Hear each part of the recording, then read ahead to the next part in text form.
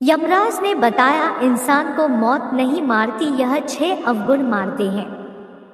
एक समय की बात है, भगवान श्री राम अपनी राजसभा में बैठे हुए थे। तभी वहां पर एक सेवक ने आकर बताया कि आपके पिता तुल्य बूढ़े मंत्री सुमंत की मृत्यु हो गई है। उनकी स्त्री सती होने के लिए आपकी आज्ञा चाहती है। इस प्रकार श्री राम यह बात सुनकर तुरंत सुमंत के घर पहुंचे और वहां पर जाकर उन्होंने सुमंत की जन्म कुंडली मंगवा कर देखी तो पता चला कि सुमंत की आयु तो 9,999 वर्ष और 11 महीने की थी, जिसमें से सारी आयु तो बीत चुकी थी, केवल 9 दिन शेष बचे हुए थे। यह देखकर प्रभु श्री राम ने गुरु वशिष्ठ को बुलवाया और उनसे कहा, है गुरुदेव, सतयुग में मनुष्य की आयु 1,00,000 वर्ष की निश्चित की गई है, त्रेतायुग में 10,000 वर्ष की निश्चित की गई है, द्वापर युग में 1,000 वर्ष की निश्चित की गई है और कलयुग में 100 वर्ष रखी गई है। फिर भी यमराज ने मेरे राज्य में मेरा अपमान करके इस नियम का उल्लंघन किया है। मेरे मंत्री की आयु अभी पूरी नहीं हुई है, पूरी होने में अभी 9 दिन बाकी है, तो उन्हें यमराज यहाँ से क्यों ले गए? मैं भी यमराज को बांध कर ले आऊंगा और सुमंत को जीवित करवाऊंगा। इतना कहकर प्रभु श्री राम गरुड़ पर बैठकर यमराज की नगरी चल दिए। तब रास्ते में उन्होंने पाशों में बंधे हुए सुमंत को देखा, जिन्हें यमदूत ले जा रहे थे। देखते ही प्रभु श्री राम ने यमदूतों को मारकर सुमंत को यमदूतों के हाथों से छुड़ा लिया। यह देखकर यमदूतों ने विनय पूर्वक कहा, है राजाराम, हमने आपका क्या बिगाड़ा है जिसके लिए आपने हमें ऐसा दंड दिया? प्रभु श्री राम कहने लगे, यमदूतों, अभी इनके जीवन के 9 दिन अभी बाकी है, तो तुम इन्हें पहले ही क्यों ले जा रहे हो? जब इनके दिन पूरे हो जाएंगे तब आकर तुम इन्हें ले जाना, तब मैं कुछ नहीं कहूँगा। इस प्रकार प्रभु श्री राम की बात सुनकर यमदूत कहने लगे कि हे राजाराम, इनका जन्म अजीब तरह से हुआ था। पहले दिन इनकी माँ की कोख से दोनों हाथ और मुख बाहर आए थे और धीरे धीरे उनके पूरे शरीर को बाहर आने में पूरे 9 दिन लग गए थे। शुभ मंत्रों से पंडित ने इनकी रक्षा की थी, इसलिए इनका नाम सुमंत पड़ा। प्रभु, आप जो इनके 9 दिन बाकी बता रहे हो वे संदिग्ध है, इसलिए हमारा कोई दोष नहीं है। आप इन्हें व्यर्थ ही हमसे छीन रहे हो और हमको व्यर्थ में मारा है। इस तरह यमदूतों की बात सुनकर प्रभु श्री राम ने कहा, है यमदूतों, जिस दिन माता के गर्भ से इनका अच्छी तरह जन्म हुआ है वही जन्म का दिन माना जाएगा। जिस दिन इनका जन्म का उत्सव मनाया गया है, वास्तव में वही जन्मदिन होता है।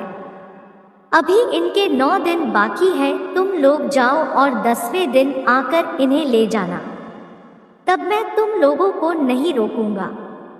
इस तरह यमदूतों को फटकार कर प्रभु श्री राम ने भगा दिया। इधर श्री राम अयोध्या में लौट कर आए तो सुमंत जीवित हो चुका था। उनके परिवार वाले उन्हें जीवित देखकर बड़े ही प्रसन्न थे। सुमंत ने अपने जीवन के आखिरी 9 दिन जानकर खूब दान पुण्य करना आरंभ कर दिया।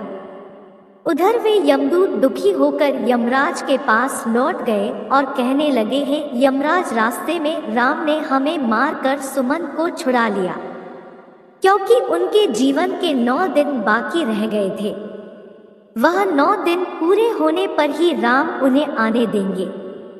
इस प्रकार यमदूतों के मुख से उनकी पराजय की बात सुनकर यमराज क्रोध से लाल पीले हो गए और उन्होंने राम पर आक्रमण करने के लिए इंद्रदेव, अग्निदेव, वायुदेव और जिस जिस देवता भी सहायता मांगी, तो सबने एक ही बात कही, यमराज, तुम पागल तो नहीं हो गए हो? जो विष्णु भगवान के साथ युद्ध करना चाहते हो, चुपचाप यहाँ से अपनी यमपुरी लौट जाओ। श्री राम का तुम क्या कर लोगे? जब सबने यमराज की सहायता करने के लिए मना कर दिया, तो यमराज अपनी ही सेना लेकर श्री राम के साथ युद्ध करने के लिए अयोध्या को चल पड़े। वहां पर पहुंचकर चारों ओर से अयोध्या नगरी को घेर लिया। यमराज द्वारा अयोध्या नगरी को घेरा हुआ देखकर प्रभु श्री राम ने लव को यमराज से युद्ध करने के लिए भेजा। राम के छोटे पुत्र लव और यमराज के बीच भयंकर युद्ध होने लगा। लव के बाणों से यमराज के सभी योद्धा क्षण मात्र में ही धराशायी हो गए। उन सबकी यह हालत देखकर यमराज और भी ज्यादा क्रोधित हो उठे। अंत में यमराज ने लव पर अपना यमदंड छोड़ दिया। यमदंड को देखकर लव ने यमराज पर ब्रह्मास्त्र छोड़ दिया, जिसे देखकर यमदंड वापस लौट गया और लव के द्वारा छोड़ा हुआ ब्रह्मास्त्र यमराज के पीछे पड़ गया। ब्रह्मास्त्र को देखकर यमराज प्राण बचाने के लिए भागने लगे। उधर जब सूर्यदेव ने देखा कि ब्रह्मास्त्र से यमराज का बच पाना मुश्किल है, तो घबराकर सूर्यदेव राम के छोटे पुत्र लव के पास आए और प्रार्थना करने लगे, हे पुत्र, इस ब्रह्मास्त्र को लौटाकर यमराज के प्राण बचा लो, क्योंकि तुम हमारे ही वंश में उत्पन्न हुए हो और यह यमराज मेरा ही बेटा है।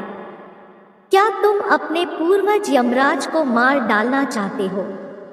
इस प्रकार सूर्यदेव के निवेदन पर लव ने ब्रह्मास्त्र को लौटा लिया। तब यमराज अपने पिता सूर्य को आगे करके श्री राम के पास गए। श्री राम ने सूर्य देवता का पूजन किया और यमराज ने श्री राम से क्षमा मांगी। युद्ध भूमि में जितने भी आदमी मर गए थे, उन पर इंद्रदेव ने अमृत वर्षा करके सबको जीवन दान दिया। उसके बाद श्री राम ने यमराज से कहा कि जब तक मैं अयोध्या नगरी पर शासन कर रहा हूँ, तब तक तुम उन्हीं मनुष्यों को अपने लोक में ले जा सकते हो जिनकी आयु पूर्ण हो चुकी है। उसी दिन से राम ने पूरी पृथ्वी पर यह घोषणा करवा दी कि आज के बाद कोई मनुष्य अपने नित्य कर्म को ना छोड़े, ब्राह्मणों का कोई अपमान ना करे, किसी के साथ द्वेष भाव ना रखे, कोई किसी के धन को ना चुराए और अगर धन चुराएगा तो उसे दंड मिलेगा। दुराचारियों को कड़ा दंड दिया जाएगा। धर्म कर्म सदा होता रहे। यदि किसी की अकाल मृत्यु हो तो तुरंत हमारे पास लेकर आए, उसे तुरंत जीवित किया जाएगा। यमराज को भगवान श्री राम ने यह सख्त निर्देश दिया था कि हमारे राज्य में कभी भी किसी की अकाल मृत्यु नहीं होनी चाहिए। तब यमराज ने कहा, हे प्रभु, मैं तो वैसे भी किसी को नहीं मारता हूँ, सब अपने कर्मों से ही जन्म और मृत्यु पाते हैं। मैं तो निमित्त मात्र हूँ। आयु पूर्ण होने पर मिलने वाली मृत्यु और अकाल मृत्यु का प्राणी स्वयं ही कारण होता है। इसमें किसी का कोई दोष नहीं होता है। मुझे तो आपने माध्यम बनाकर जो जिम्मेदारी सौंपी है, मैं तो उसी का पालन कर रहा हूँ। जन्म देने वाले और मारने वाले तो आप हो। आपके द्वारा लिखे गए विधान में से मैं तो किसी के जीवन में एक क्षण ना तो घटा सकता हूँ और ना बढ़ा सकता हूँ। यह तो आपके हाथ में है भगवान। आप चाहे तो मृत्यु का समय पूरा होने के बाद भी प्राणी को आयु प्रदान कर सकते हैं। आप चाहे तो उसे समय से पहले भी मृत्यु प्रदान कर सकते हैं। आप चाहे तो ब्रह्मा के लिखे हुए लेख को भी बदल सकते हैं, और आपने यह किया भी है। आपके राज्य अभिषेक के लिए वशिष्ठ मुनि ने शुभ मुहूर्त निकाला था, फिर भी आपने राजा ना बनकर वनवास धारण किया था। सब कुछ आपकी इच्छा के अनुरूप ही होता है। सुख दुख, जीवन मरण, लाभ हानि मनुष्यों के स्वयं कर्मों की उपज होती है। यह 6 अवगुण मनुष्य की आयु को क्षीण करती है। अभिमान, व्यर्थ का बोलना, त्यागहीनता, क्रोध, उदर पूर्ति, दोस्त से विद्रोह, ये 6 अवगुण तीखी कटार है जो मनुष्य की आयु को घटाती रहती है। यही अवगुण मनुष्य का वध करती है। रावण, कंस, हिरण्यकश्यप, इन्हें मृत्यु ने नहीं मारा, इन्हें मारा था उनके अभिमान ने। शिशुपाल, दुर्योधन, शकुनी, कर्ण को मृत्यु ने नहीं मारा, इन्हें मारा था इन्हें मारा था इनके बड़बोलेपन ने, जो दोषों को नहीं त्यागता उनमें लिप्त बना रहता है, उसे उसके दोष ही मृत्यु के समीप पहुंचा देते हैं। क्रोध ऐसा राक्षस है जिसके सर पर बैठ जाए उसकी बुद्धि और विवेक को खा जाता है, और क्रोधवश ऐसा कर जाता है जो मृत्यु तक स्वयं ही पहुंच जाता है।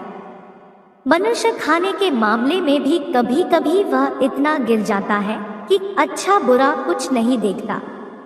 खाने योग्य वस्तु है उसे भी, और ना खाने योग्य वस्तु है उसको भी खा जाता है। तरह तरह के जहरीले पदार्थों का सेवन करने से अपनी आयु को क्षीण कर डालता है। इसमें मृत्यु का क्या दोष है? दोस्त के साथ जो बुरा बर्ताव करता है, उसे धोखा देता है, उसे अपमानित करता है, वह भी मौत से नहीं अपने ओछे कर्मों से मरता है। प्रभु श्री राम को प्रणाम करके यमराज अपनी यमपुरी लौट गए। जय श्री कृष्णा।